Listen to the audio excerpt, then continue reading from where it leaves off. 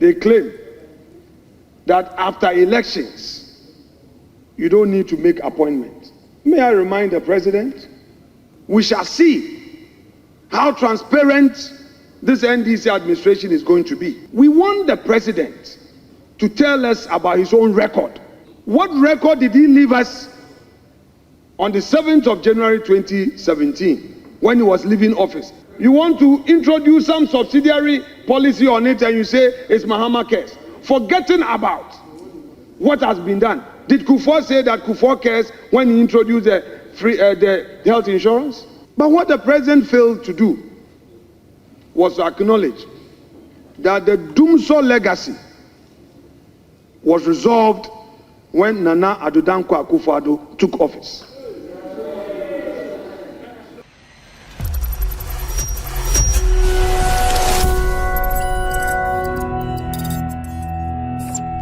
When we had the financial sector crisis, the president came to address this house, and he came here to apportion blames. He said the Bank of Ghana had failed in its supervisory functions. If you are the chief executive of the land, you are in charge of appointing the governor of the central bank. You are responsible for appointing the members of the board of the central bank. And people are losing their investments. All you come to parliament to say is, it is a Bank of Ghana that has failed. That is how come President John Dramani Mahama could not solve the banking sector crisis in 2015-2016.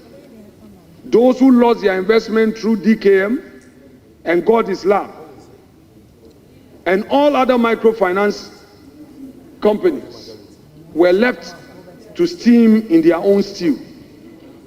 Mr. Speaker, the president was here in 2016 to tell us that if those people had chosen to go to microfinance firms and they've lost investment, the government was not going to take responsibility. The NDC members of this house should go and refer to the State of the Nation address of 2016. They will find it there. That is how bad it was. That the president was in charge of the economy, but blaming others for the failures of the economy. So we were not surprised that he came here and continued with his usual lamentation upon lamentation. And today, the member of parliament for Salaga South, a respected member of this house, continues to say that indeed they are right in lamenting. This is not new. It is your posture. That is your attitude to talk governance, to lament. But what the president failed to do was to acknowledge that the Dumso legacy was resolved when Nana Addo Dankwa Akufo-Addo took office. What the president failed to tell Ghanaians was that the banking sector crisis, which he blamed Bank of Ghana for, was resolved by the Akufo-Addo government. What the president failed to tell Ghanaians, that in spite of all the crisis, MPP managed to introduce the free SHS policy and sustain it for 8 years. In fact, the president could not single out any policy initiative that had been introduced by the MPP and implemented successfully. He was even in a hurry to claim credit for a budget he came to meet, which budget is enabling him to manage the economy. Since he came, Mr. Speaker, the very taxes that he used, he said Ghanaians were suffering from the payment of e-levy and other taxes. These are the revenues that they are using to celebrate the Independence Day. The revenues from these taxes are the ones that the government is using to fuel its cars.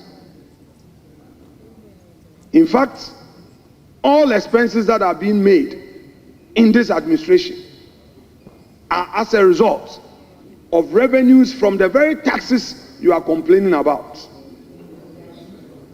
You don't have a budget yet you failed to acknowledge the intervention by Nana Addo Dankwa Akufo-Addo.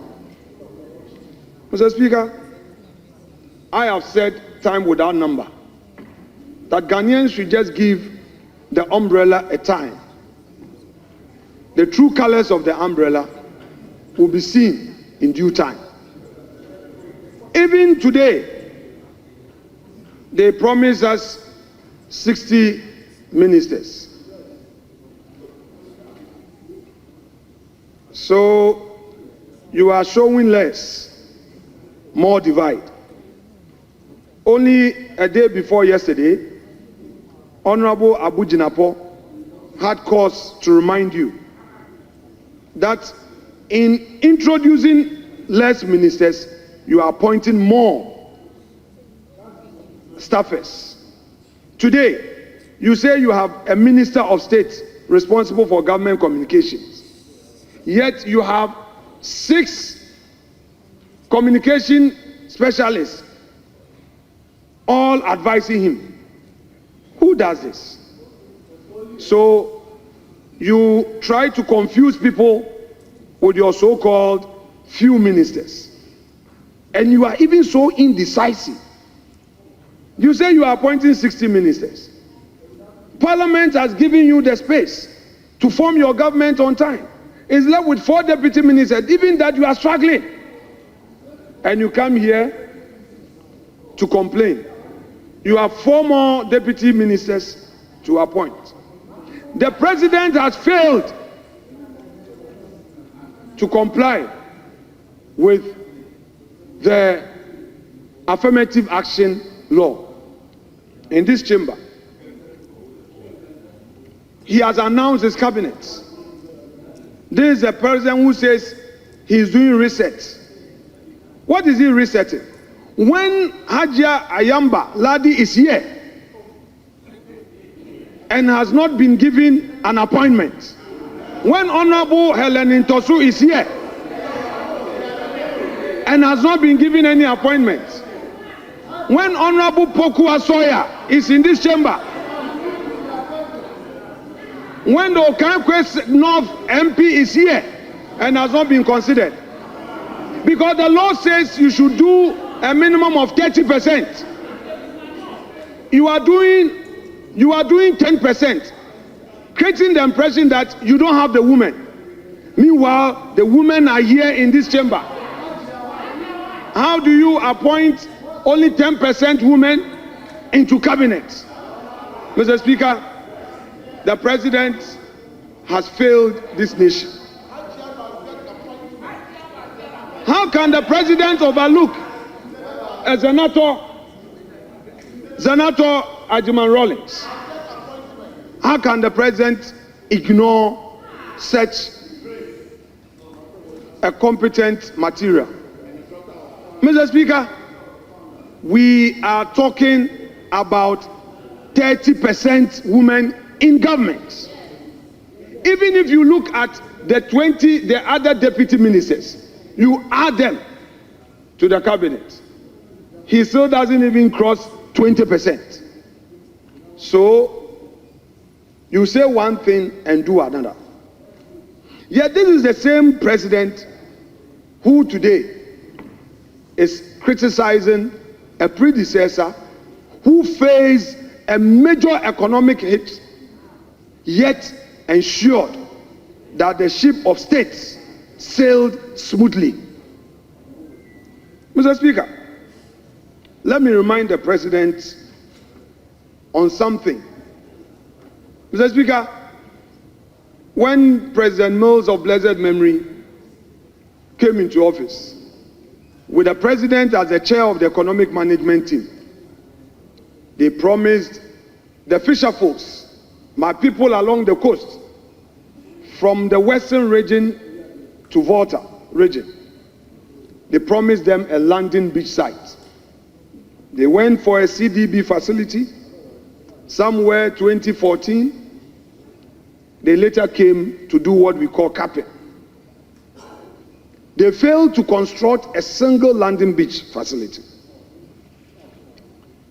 Nana Akufo-Addo came into office, listening and responding to the cry of the fisher folks. The landing beach projects were initiated. A facility was brought to Parliament. Parliament approved it. And today, the following communities have received a facelift at their various insurance. Mr. Speaker, if you go to Discop, Mori, Manford, Winneba, Senyabreku, Gomwafete, Osu, Teshi, Axim, Ekunfi Otwam, and Abanze, including our own. If you go to the Gbesi area, you go there, go and see the landing beach. NDC failed to construct a single landing beach project. Mr. Speaker, is Jamestown not seeing a landing beach? Is Elmina not seeing a landing beach? We have constructed, we have ensured that all facilities are there to support the fisher folks. This is the record we leave Ghanaians. The NDC promised landing beach, not a single one of them was constructed. Today they claim a so-called Nkoko Nkiti. A man will be judged by his conduct. Yesterday, Mr. President had an opportunity to help the poor farmers in the north. Those who needed tractors were disappointed. And those who were going into the guinea fowl rearing, they said they were introducing a confirm. What happened to that confirm? And today, you come and tell us that you are introducing Nkoko Nkiti. Nkoko Nkiti. Time would expose you. Time will expose you. Mr. President was here to lament on the state of our agriculture. We want the president to tell us about his own record. Public service is about your record. What record did he leave us on the 7th of January 2017 when he was leaving office after 8 years of the NDC administration? Nothing. Today, the president comes to tell us that the cocoa sector failed. He forgot that the highest production levels was achieved during the MPP administration, over 1 million tons. That was the highest ever to be achieved in the history of the country. Yet he comes here to lament. What we want to tell him that governance is a continuum. He should pick it up from where we left off and fix it if he thinks it's broken. We don't need lamentations. Today the NDC has forgotten that it came into office with its own manifesto. What is all this about committee here, committee there, committee here? It is not not for purposes of consultation. They are only doing this to disown their own initiatives because they are not sure of their initiatives. When Akufo-Addo came into office, the first thing he did was the free SHS. He implemented it without any delay. What are they waiting for? This their so-called 24-hour economy is being defined variously by many people. Some of their people have not even read it. They don't know. They say 24-hour economy. 24-hour economy. What is 24-hour economy? Mr. Speaker, before the president came into this house, he was aware that his own party youth had besieged the party headquarters, asking for jobs, demanding for jobs. So far, they are failing. What they are rather doing is to worsen the plight of the ordinary Ghanaian youth. What is the gain in terminating appointment of innocent Ghanaians who have been employed into various state institutions? Today, all we hear is sack them, sack them, sack them.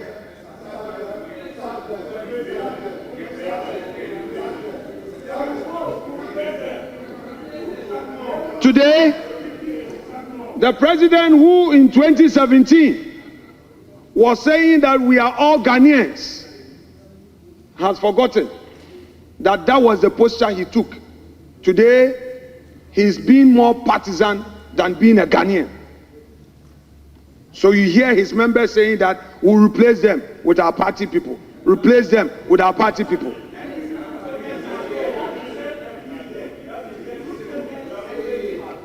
Mr. Speaker, what the president has forgotten is that he took an oath to do right to all manner of persons. And every Ghanaian has his rights provided for under the Constitution. The right to work, which comes under economic rights, are far right. And if the government indeed believes in creating opportunity for all, the least it could have done was to create a space for new recruitment rather than look into the eyes of parents who have paid school fees and by the grace of God their children have gotten jobs, and to tell them that I am sacking your son to come and sit at home. I don't care what happens to you. This is the same president who claims Mahama cares. Cares about what? The health insurance policy that the NDC nearly collapsed it, that the MPP administration that introduced it has come to reactivate it and make it better. You want to introduce some subsidiary policy on it and you say it's Mahama cares, forgetting about what has been done. Did Kufuor say that Kufuor cares when he introduced the health insurance? School feeding program, a major social intervention program that was introduced by Kufuor. And today, if you come and you say you want to sustain it, you create the impression as if it is your policy. Can the NDC name a single social intervention program it has introduced and implemented successfully?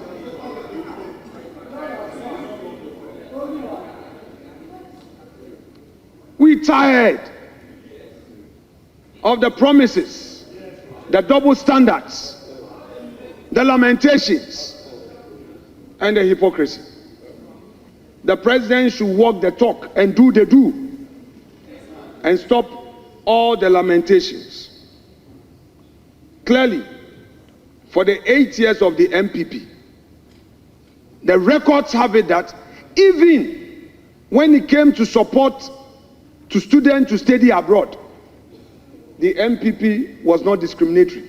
Today, it's on record that the Deputy Attorney General nominee, who has just been approved, had his scholarship to go and study PhD in the UK, the government was a government for all Ghanaians.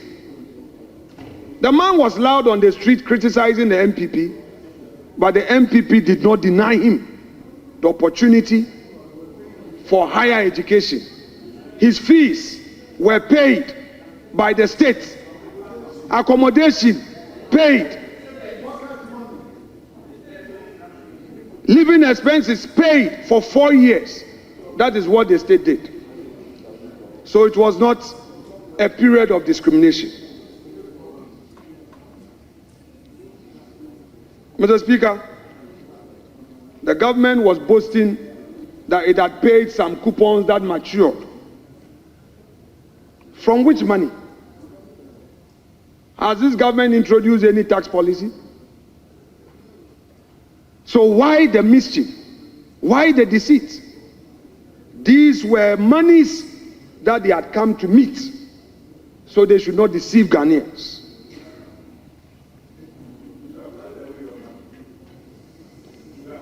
Mr. Speaker, the youth employment policy.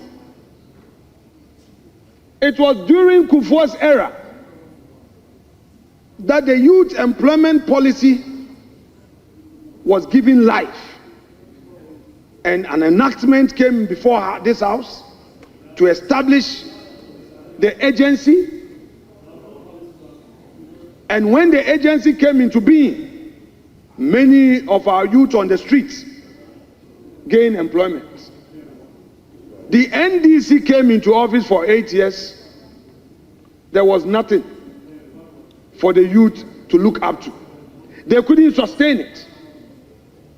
Nana Addo Dankwa Akufo-Addo came into office and introduced additional policies to create space for a lot of our youths. The records are there.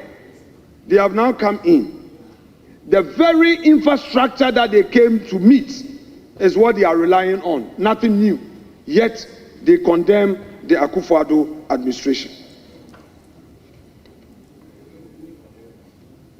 They claim that after elections, you don't need to make appointments. May I remind the president? May I remind our colleague Felix Ofosu-Kwakye, who in 2016 was all over saying that a government's term ends the day it hands over to a new government. Therefore, they were right in appointing a Shraj boss. They were right in appointing an Auditor General. They were right in appointing an NCCE chairperson. Have they forgotten the inconsistencies of their own principles will continue to haunt them?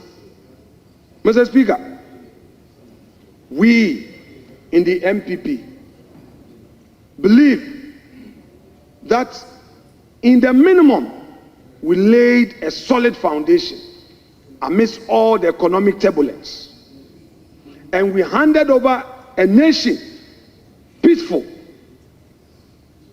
with the borders secured to the John Dramani Mahama administration. It is for them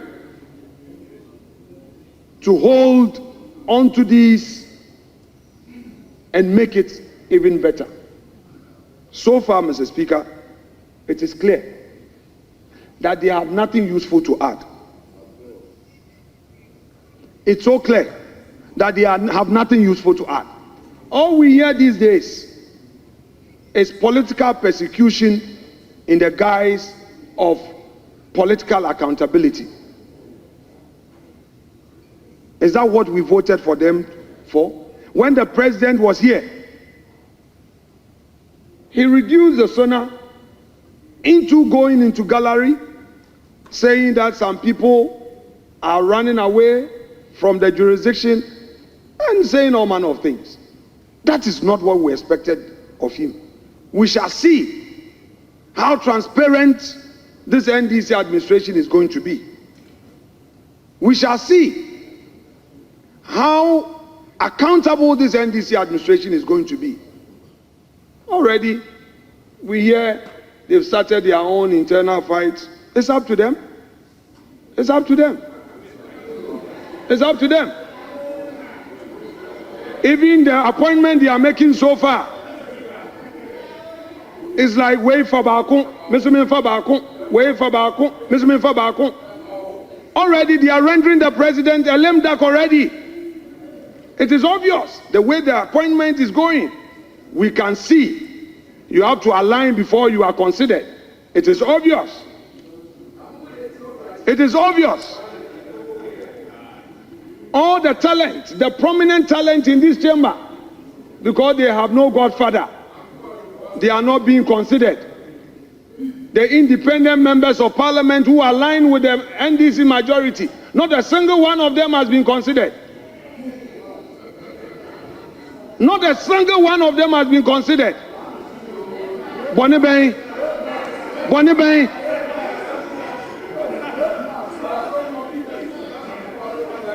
This is a true family and friends government. You must be a friend to somebody before your name will go. Why? Why? Why? Are you not all NDCs? Mr. Speaker, the president says that he has so many MPs, he doesn't know what to do with them. It is a reason why so many of them are also not entering this chamber. Because he's rendered them redundant. He has rendered them redundant. There is huge frustration. And he couldn't come into this chamber to assure Parliament that the members of the majority side, we are not talking about us, your side. He couldn't assure even the majority of constructive engagement for the purposes of governance. Many are desperate. You see them, they don't know where they are going. Are you going to be on a board? I don't know. Are you going to be a deputy minister? I don't know. Mr. Speaker, how should the MPs go and account to their people? Mr. Speaker, this government offers no hope to its own members. If a member of parliament who is part of a 24-hour economy does not know when resources will come for the constituents, what about the ordinary member of the community? What about the foot soldier? This is the state of hopelessness. Ghana for Hatwabe Nuomuho. Mr. Speaker, I can only assure Ghanaians that truly, for all we did in terms of social intervention programs, for which they can attest to, they should be assured that 2028 is not far away from today. The ravening clouds shall not long be victorious. They shall not long possess the skies. A day of hope is on its way. And a better government, a government that understood their plight, will come again and to resolve their challenges. Mr. Speaker, without more arrest.